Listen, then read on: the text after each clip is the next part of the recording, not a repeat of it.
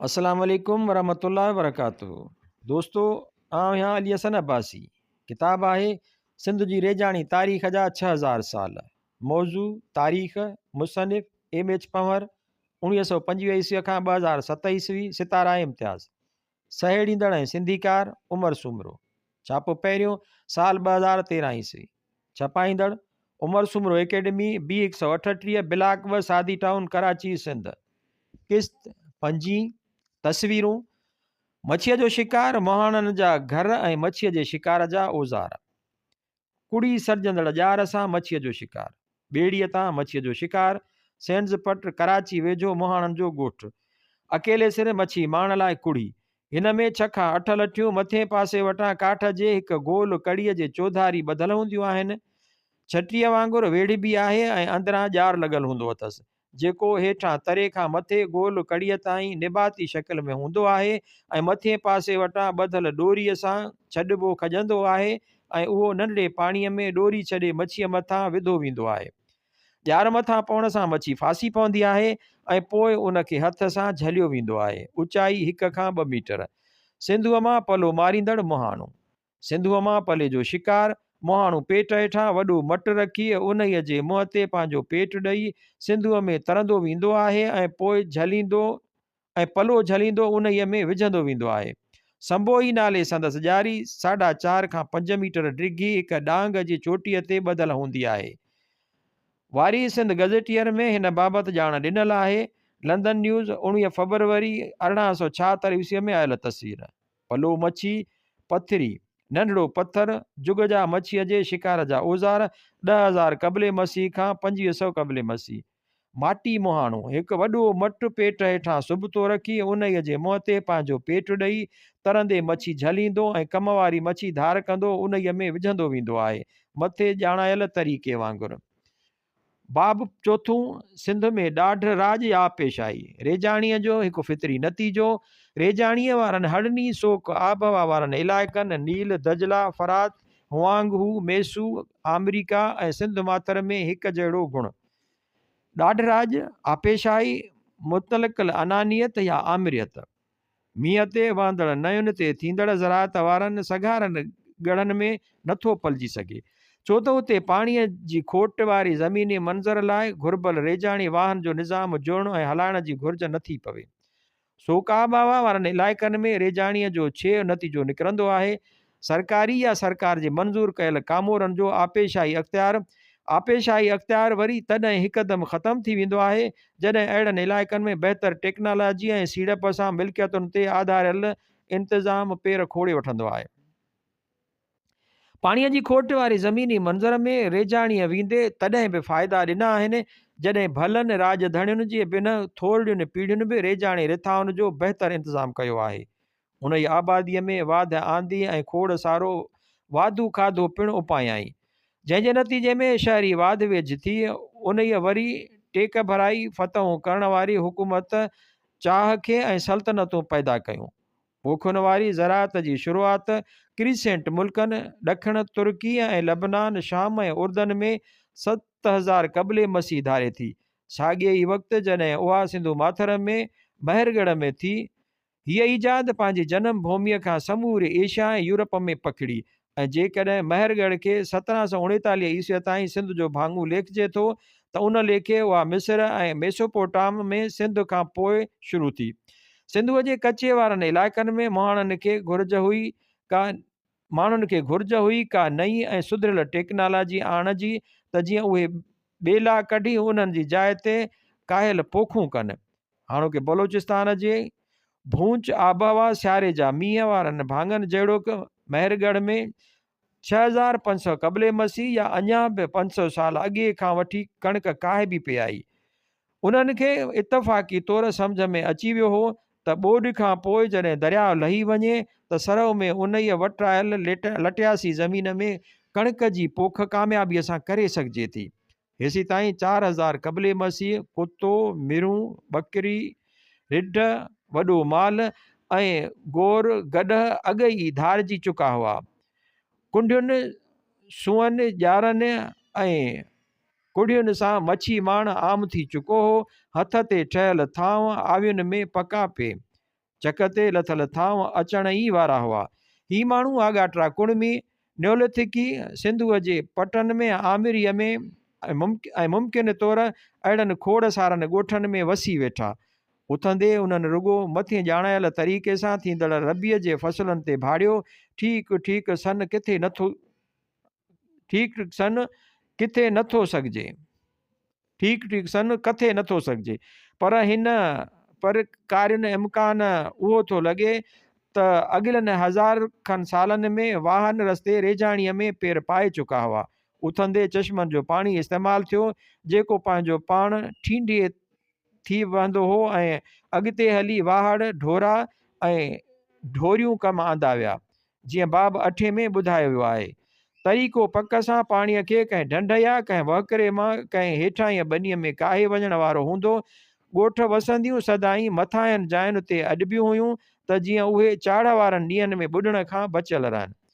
शिकार में मेड़ चूंड ते गुज़रान कंदड़ कबीला 13,000 क़बले मसीह खां 5,000 क़बले मसीह खाधे लाइ हर नए सिज हलंदा वतंदा हुआ ऐं वटन आईंदे लाइ का रिथाबंदी न हुई।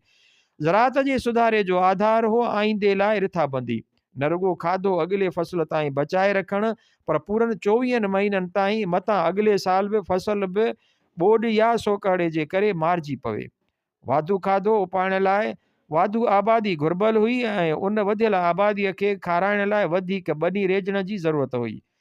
Sindh its food sources since antiquity आगाटनि जुगनि खां वठी संदसि खाधे जा ज़रिया उनवान वारे लेख में उहो नतीजो कढियो वियो आहे त सिंध 7,000 क़बले मसीह धारे 1 लख शिकारियुनि खे तातण जोगी हुई। पुराणे तरीक़े वारी ज़राअत पक सां आबादी वधाईंदी ऐं उन वधियल आबादीअ खे वधीक बनीअ जी घुर्ज पवंदी। आगाटनि हाकमनि जहिड़ो कलोड़नि जी सुठी रिथाबंदीअ वारी ज़राअत सां सिंध सूबो आराम सां 21 लख एकड़ बनी आबाद करे सघंदो हूंदो ऐं उन्हीअ जी उपत सां सिंध जे 30 लख ॻोठाणी आबादी ताते सघंदो हूंदो। उहो ज़ोर ॾेई चवणु ज़रूरी आहे त कलोड़नि वारी रेजाणी ऐं ज़राअत ओतिरी ई पुराणे ढंग जा हुआ जेतिरी मुंहनि जे दड़े वारी ज़राअत।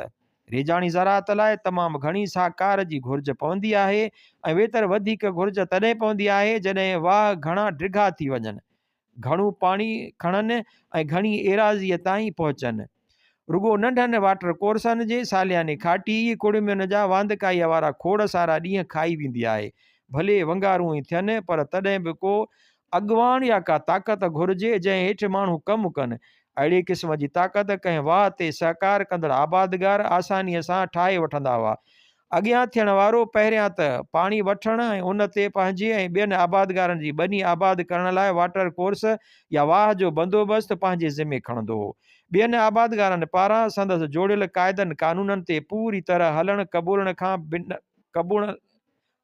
क़बूलण खां बिनाई वॾे वाह ते उहो अॻियां थियण वारो फसल मुताबिक़ पाणी ॾियण वारा पंहिंजा क़ाइदा कानून लागू कंदो हो ऐं ॾाढो मुड़ुसु बणिजी वेंदो हो।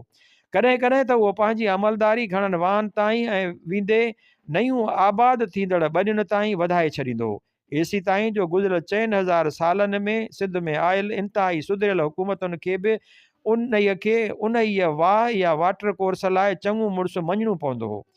संदसि अख़्तियार खे सगारो करण लाइ केतिरियूं ई नसीहतूं घड़ियूं वयूं। उनखां पोइ रेजाणी समाज में मर्कज़ी ताक़त खे पिणु पाण में ॾाढ मुड़ुसीअ वारा गुण पैदा करणा पवंदा हुआ। उहा आहे हक़ीक़त समूरनि रेजाणी समाजनि जी। न रुगो रेजाणी सिंध ऐं पंजाब में पर मिस्र, मेसोपोटाम, दजला, फरात जो देश, हाणे इराक, हुआंगू, माथिरी ऐं मेसो अमेरिका में पिणु।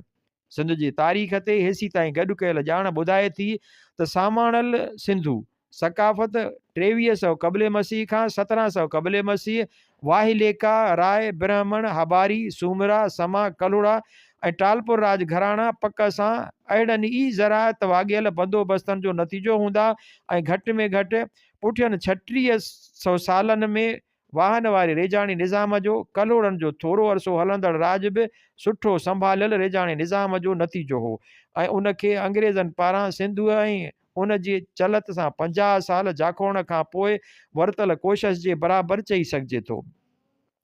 नई टेक्नोलॉजीअ जे अचण खां अॻु ज़राअत जी सभ खां वधीक उपत सोक आबहवा वारनि परगि॒णनि में लहंदी हुई।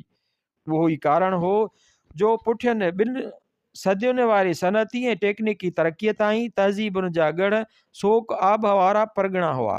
सोक आबहवा वारनि परगि॒णनि में तहज़ीबूं रेजाणी रिथाउनि सां उसरंदियूं ऐं ढुरकंदियूं हुयूं ऐं उन्हनि जी तबाहीअ जो कारण कुदरती नतीजा जहिड़ोकि सोकड़ो आणींदड़ आबहवाई फेरा, ॿोॾूं ऐं दरियाई वहकरनि में फेरा थींदा हुआ। उहे फेरा रेजाणी रिथाउनि, कायल ॿनियुनि ऐं वसंदियुनि खे तबाह करे छॾींदा हुआ। नतीजे में माण्हू मुल्क जे ॿियनि भाङनि ॾांहुं लॾे वेंदा हुआ, ॾुकार पवंदा हुआ ऐं इंसानी आबादी घटिजी 1-2 ॾहाकनि में लॻभॻि अधु वञी बचंदी हुई। जीअं ई वरी रेजाणी निज़ाम बहाल थींदो हो त इंसानी आबादी आराम सां अधु सदीअ अंदरि ॿीणी थी वेंदी हुई। शहरी आबादियुनि ऐं कुझु ॻोठनि खे बचाबंद ॾेई बचाइण वारो सिलसिलो सिंध में सदियुनि खां हलंदो पियो आयो। पर अंग्रेज़नि पारां ॿोॾ बचाबंद ठाहिण जो मक़सदु न रुॻो वसंदियुनि ऐं रेजाणी रिथाउनि खे पर कायल ॿनियुनि खे पिणु बचाइणो हो। अॼु अहिड़ियूं रिथाऊं हथरादू तरीक़नि सां रेज थींदड़ सोक आबहवा वारनि मुल्कनि जे वॾनि दरियाहनि जे सभिनी माथिरियुनि में मौजूदु आहिनि। जीअं त मेसोपोटाम, चीन, मिस्र ऐं मेसू अमेरिका में हुकूमती क़ाइदनि कानूननि जा दुरुस्त नमूना ऐं मुक़रर मापा हलिया पे, उहे सिंध में बि पक सां झुकर जुग यानी 1650 क़बल मसीह खां वठी लागू हूंदा। पर हर जवान मर्द जी वाहन जी खोटराई ऐं खाटीअ में लाज़मी शामिल थियण ऐं उन्हनि लाज़मी कमनि खां नटाइण ते सज़ाउनि जे डपनि बाबति मुनासिब रिकॉर्ड रुॻो ॿियनि मुल्कनि, ख़ासि करे मेसोपोटाम ऐं मिस्र मां मिलनि था। आबादगार ते हक़ीक़ी पोख हेठि आयल एराज़ीअ मुताबिक़ ढल विझण लाइ जामेट्रीअ जी शुरूआत जो ॾस मिस्र में मिले थो। जीअं हेरोडोट्स ॿुधायो आहे, यूक्लिड जे एलिमेंट्स खां घणो अॻु पंहिंजे राज जे पोरियतनि ते अणमयो कंट्रोल सिंधु, सुमेर, बाबल, मिस्र ऐं हुआंगू माथिरीअ जे राजधानियुनि जी आलीशान शहर, महल, बाग, अन जा भांडा ऐं मक़बरा अॾण लाइक़ु बणिजण जो कारण बणियो। रेजाणी मुल्क में अॻुवाणी ॾाढनि मुड़ुसनि वटि हूंदी आहे ऐं ॾाढ राज सरकार आमरीअत सदाई उन समाज खां ॾाढी हूंदी आहे जंहिं ते संदसि राज हूंदो आहे। हुकूमतुनि पारां वॾियुनि रेजाणी एराज़ियुनि तां ढल उगाइण ऐं वाहन जो इंतिज़ाम हलाइण जो मक़सदु बहितर नमूने रिकॉर्ड रखणो। अहिड़नि रिकॉर्डनि जी घुर्ज वरी लिखण, लेखे हिसाबनि ऐं माप तोर जे निज़ाम जहिड़ोकि ॿिनि जी खोड़ी ऐं ॾहाई सिरिश्ते जे ईजाद खे हथी ॾिनी। समाज जा ही वाग धणी मजबूरीअ में रिकॉर्ड रखण वारा बणिजंदे ई आसानीअ सां वॾा मुंतज़िम ऐं नतीजे तौरु शहरनि तोड़े रेजाणी रिथाउनि जा अॾींदड़ बणिजी विया। 3 सदी क़बल मसीह में मेगास्थेन्स अशोक जे अमलदारनि खे ॿनियूं मापण, माण्हूअ गुण ऐं रेजाणी पाणी अलॻि अलॻि वापराईंदड़नि में मोरियुनि ऐं ॿियनि माण्हुनि वसीले विरछण जे कम ते लॻल ॾिठो। चाणक्य कोटिलिया जे अर्थशास्त्र में पिणु वाहन जे अमलदारनि जो ज़िक्र आहे। उहो पुठियनि हज़ारे सालनि जे तजुर्बे खां सवाइ हिकु राति पेट में न ठही सघियो हूंदो। अब्बासियुनि जे वाह अमलदार वटि मरो में 10,000 माण्हू हुआ ऐं खेसि ज़िले जे पुलिस सरबराह जेतिरा अख़्तियार मिलियल हुआ। अब्बासियुनि थी सघे थो सिंध में अहिड़ो ई बंदोबस्तु आज़माइण जी कोशिशि कई हुजे पर नाकाम थिया। जीअं बाब 22 में ॼाण ॾिनी वई आहे। टैक्सुनि जी रवानीअ ते कंट्रोल रखण लाइ वागधणीअ खे रेजाणी रिथाउनि जी ॼार ऐं उन जे नतीजे में उगड़ंदड़ टैक्स जी पूरी ॼाण हुजणु घुरिबी हुई। तंहिं करे ख़बरचार रखण ऐं उन सां गॾोगॾु टपाल वारो सिरिश्तो पक सां आमरी जुग खां वठी कमु कंदो आयो हूंदो। कयानियुनि 519 क़बल मसीह खां वठी अॻिते अहिड़े निज़ाम वेंदे अवाइली मोरिस कोड टेलीग्राफी मोरिस जे ईजाद कयल ॻुझ में ॻाल्हाइण जे कम करण जा रिकॉर्ड मौजूदु आहिनि। टैक्स उगाड़ींदड़ अमलदारनि पारां घोबियुनि ऐं रेजाणी निज़ाम जे पंहिंजी सार संभाल जे हवाले सां अर्थशास्त्र ॿुधाए थो त राजा जी आमदनी संभालींदड़ अमलदार सदाई घोबीअ ते हिरखियल हूंदो आहे। तंहिं करे हुकूमत खे माहिर जासूसनि खां कमु वठणु घुरिजे ऐं उहे जॾहिं खाई बिब भरे वठनि त राजा भले उन्हनि खे निपूड़ ॾिए, उन्हीअ खे उन्हनि जूं बदिलियूं करणु घुरिजनि ऐं हिकु कम मां कढी ॿिए ते लाहिणु घुरिजे त जीअं उहे जेको गिड़कायो अथनि सो ओगा थियनि। रेजाणी राज अक्सर खुदाई राज, मज़हबी धर्मी माण्हुनि जी मज़हबी धर्मी माण्हुनि जूं हुकूमतूं हूंदा आहिनि, छाकाणि त समाज जेको ॾाढ राज वारी सरकार हालत निज़ाम खे अकेले सिर वधण विझण जो वझ ॾींदो आहे, पंहिंजो पाण खे कंहिं हिक या ॿिए रूप में मज़हबी हाकिमियत आला जी अलामतुनि सां सलाड़े कंहिं आज़ाद हैसियत लाइ का जाइ ई न छॾींदो आहे। इनका बादशाह सिज जो औलाद बणिया, फिरौन ख़ुदा जा पुट या पाण ख़ुदा बणिया। बिदरियाई देश मेसोपोटाम वारा बादशाह इलाही रूप मिसल हुआ। उमवी ऐं अब्बासी सुल्ताननि पाण खे ख़लीफ़ा ऐं मज़हब सम्झाइण लाइ मोकिलियल यानी मुफ़्ती सॾायो। ॾखिण एशिया में अशोक खां वठी अॻिते वारा राजा कंहिं हिक या ॿिए धर्म जा सूरमा बणिया ऐं सियासी ऐं धर्मी अॻुवाणी गॾाए हिकु हंधि करे छॾियाऊं। सिंधु तहज़ीब में लॻे थो त हिकु परुहत राजा हो, जेतोणीकि आसारनि पकी परूर नाहे ॾिनी। मुस्लमाननि जे दौर में हिंद में सिधो बादशाहनि सां तालुक़ु रखंदड़ माण्हू मस्जिदुनि ऐं मज़ारुनि जो इंतिज़ाम हलाईंदा हुआ। सिंध में समन जे दौर में मज़हबी मोहदारनि अरगूननि जे उरह ज़ोराइनि आॾो बंद ॿधा। वींदे समन जो तख़्तो ऊंधो थियण खां पोइ ताईं बि अरगूननि सां मुहाॾो अटकायो आया, उन आसिरे ते त मन उहे वरी बहाल थी पवनि। कलोड़ा रूहानी रहबर या पीर हुआ ऐं पाण खे फ़क़ीर सॾाईंदा हुआ। मज़हबी ख़ैराती मिल्कियतुनि या औकाफ़ जितां मस्जिदुनि खे इमदाद मिलंदी हुई जो इंतिज़ाम घणे भाङे रियासत हलाईंदी हुई। रेजाणी समाज में अहिड़नि उपाउनि इस्लाम जी मज़हबी अॻुवाणनि खे रियासत खां आज़ादु थियणु न ॾिनो। उहो ई उन जो कारण पिणु आहे त रेजाणी समाज में मज़हब सदाईं रियासत जी मुकमिल हाकिमियत खां पाण खे बचाइण खां बनाए पाण खे रियासत जे अख़्तियार अंदरि रखियो आहे। हेठि ॾिनल टेबल ॿुधाए थी त कीअं राजधणियुनि अॻुवाणनि पंहिंजो मज़हब कामयाबीअ सां पंहिंजे राज ते मढ़ियो ऐं उन्हनि संदन मज़हब क़बूलियो।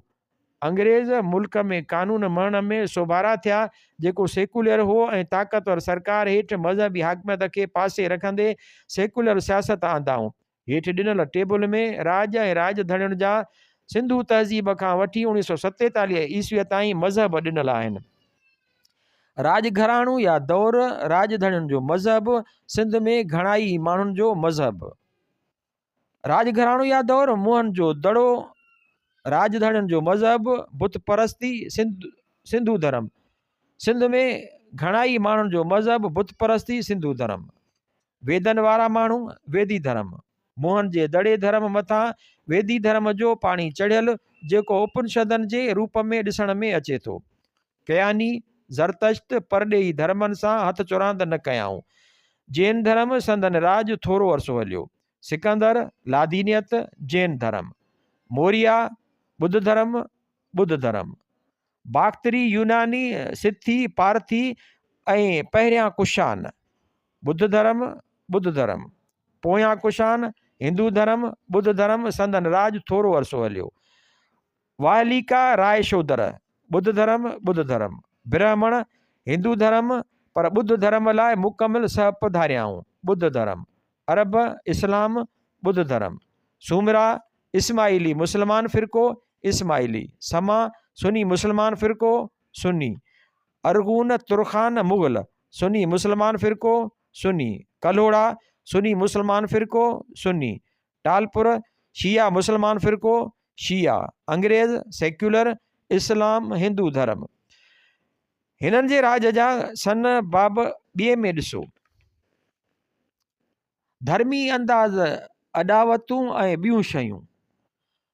सूमरनि जे फिटल माॻनि जी खोटाई न थियण सबबि उन दौर जी धर्मी अॾावत साज़ीअ बाबति तमामु घटि ॼाण आहे। जीअं त बुद्ध धर्म, हिंदू धर्म ऐं इस्लाम 13वीं सदीअ जे पुॼाणीअ ताईं गॾु गॾु हलंदा आया, सो अॾावतुनि में ॿोधी ठुलनि जो नकुलु थींदो रहियो, जेकी उथंदे 6वीं खां 7वीं सदीअ जा ठहियल हुआ।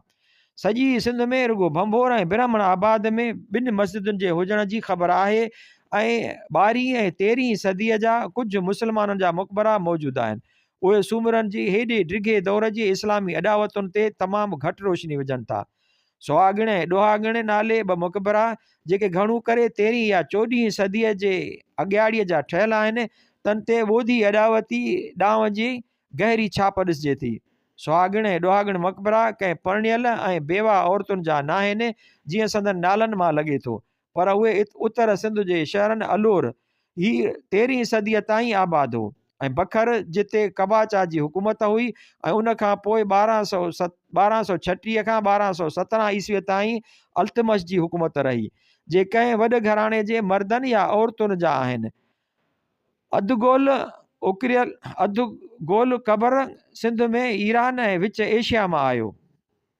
अधु गोल कुबो सिंध में ईरान ऐं विच एशिया मां आयो, पर अलूर वेझो ही ॿई मक़बरा चइनी कुंडुनि ते खयल ठुलनि ते अॼियल आहिनि, जन जूं चोटियूं गुंबज़ वांगुरु ठहियल आहिनि, ऐं उहा पक सां ॿोधी अॾावत जंहिंजूं चोटियूं घिंड वांगुरु ठहियल आहिनि, ऐं उहा पक सां ॿोधी अॾावत में ई थोरी नवाण आहे। उकिरियल ऐं कोरियल सिरुनि सां कूफी लपीअ नमूने उकरूं ठाहियूं वयूं आहिनि, हिननि खे पढ़ण जी कंहिं कोशिश नाहे कई। हुन ई दौर में उकिरियल कालमनि सां विधल ऐं कोरियल चौकियूं सिरूं सिंध में आम हलंदियूं हुयूं। ॿाहिरिनि भितियुनि ते ठहियल चौकड़ियूं पिणु सिबीअ बलोचिस्तान वारे खे छॾे ॾखिण एशिया जे ॿिए कंहिं यादगार जो नकुल न आहिनि। सिबी पाण बि उन्हनि ॾींहंनि में सिंध जो हिसो हुई। मक़बरनि ते थियल चिटसाली बि देसी ई लॻे थी। ॾिसण में ईअं थो अचे त ॿोधी ऐं हिंदू राज़नि मुस्लमाननि जा यादगार अहिड़े नमूने ठाहिण जी कोशिशि कई आहे जीअं उहे ॿाहिरां उन वक़्त जी इस्लामी इमारतुनि जहिड़ा लॻनि। ब्रह्मणाबाद मंसूरा मां लधल भूत कन गैर मुस्लिम सिंधियुनि जा देवता बि थी सघनि था। ॻिचीअ में नांग वेड़ियल देवता शिव थो लॻे। सिंध अजायब घर में शिकारपुर मां आयल काठ जे उकिरियल 20हीं सदीअ जे शिव 13हीं सदीअ में पितल जे सांचे में ढालियल जहिड़ो थो ॾिसण में अचे, ऐं मुछूं अथसि। शिव जोग योगा वारे अंदाज़ में पलथी हणी वेठल पिणु ॾेखारियल आहे। जोग अंदाज़ पलथी हण वेहण जी शुरूआत वारियूं तस्वीरूं मोहन जे दड़े जे मोहर ते टिमूं देवता जोग अंदाज़ में सिंगनि वारे टोप सां, जंहिंजा सभिनी क़िस्मनि जा जानवर धारियल आहिनि, हिन खे शिव या महावीर करे सुञातो वियो आहे। ॿुध जो पिणु अहिड़ो अंदाज़ आहे। मोहन जे दड़े मां ई लधल टिमूं देवता जोग अंदाज़ में। मीरपुर ख़ास मां लधल ॿुध जोग अंदाज़ में कज़न्स। शिव जोग अंदाज़ में शींहं मथां सवार ऐं कंध ते नांग वेड़ियल करमचंद दोदाणी। उत्तर विचोले चीन मां लधल टुकर कोरे ठाहियल ॿुध महावीर जोग अंदाज़ में। रेजाणी समाज में हुकूमत पोखी राईअ सां वाॻियल आबादगारनि ते फ़ौज में ज़ोरीअ भर्ती समेत केतिरियूं ई घुरूं मढ़ींदी आहे। हुकूमत जागीरदारनि, मनसबदारनि ऐं मज़हबी तालीमी इदारनि खे सिपाह हथियारनि सूदो पहुचाइण लाइ चवंदी आहे। वींदे अंग्रेज़नि बि पहिरीं ऐं ॿी महाभारी जंग में ईअं कयो। रुगो उन ई अकेले सबब जे करे ई उन्हनि चालाकीअ सां ॻोठ जे चङे मुड़ुस वॾेरे खे पिरभाए बि रखियो ऐं दहमान हेठि बि। हथियारबंद वेड़ ऐं हथियार हलाइण खां अणॼाण नौजवाननि खे संदन आसानी आहार, जंहिंसां उहे उन क़िस्म जी बहादुरी ऐं दिलेरीअ ते क़ादिर थी सघनि, गॾु कयो वेंदो आहे। अहिड़े क़िस्म जो लश्कर सदाईं हार खाईंदो आहे। उहो आहे मुख्य कारण रेजाणी माथिरियुनि ते वरी धारियुनि पारां कब्ज़ो करण जो, जेके वरी पाण बि थधा थी उन्हनि देशनि में वसी वेही रहंदा आहिनि ऐं 2 खां 3 पीढ़ियुनि में पंहिंजी उहा जोत ऐं हथियारबंद वेड़ जो ॾांहुं विसारे वेंदा आहिनि। कुड़मियुनि मां लश्कर खड़ो कंदा आहिनि ऐं नतीजे में हार खाईंदा आहिनि ऐं संदन जाइ ॿिया अची वालारींदा आहिनि।